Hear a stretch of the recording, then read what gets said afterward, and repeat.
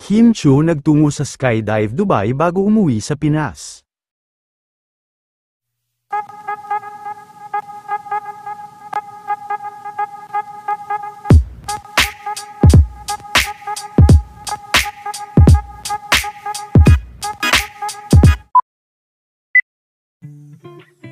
Matapos ang buong araw na paghihintay ng mga Kim Pao fans mula sa photo op hanggang sa kanilang actual performance kahapon, ay talagang sulit naman ang kanilang pag-iintay, dahil hindi nabigo ang mga fans na makita ang mga kilig moments nila Kim at Mr. Paulo Avellino.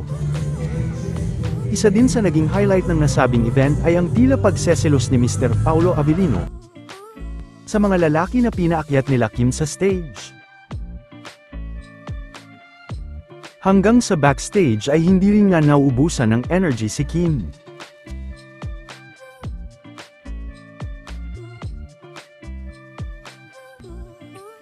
Na-appreciate naman, at lubos din ang pasasalamat nila Kim Chiu at Paulo sa kanilang mga fans na nagpunta.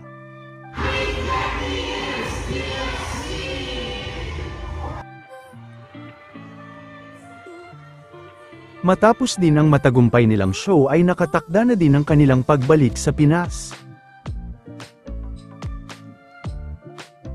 Ngunit bago sila umuwi sa Pinas ay spotted naman si Kim na nasa Skydive Dubai.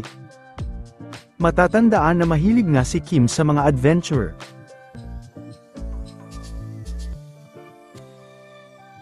Isa din ang Skydive Dubai sa mga attraction ng mga turista na dumadayo sa kanilang lugar.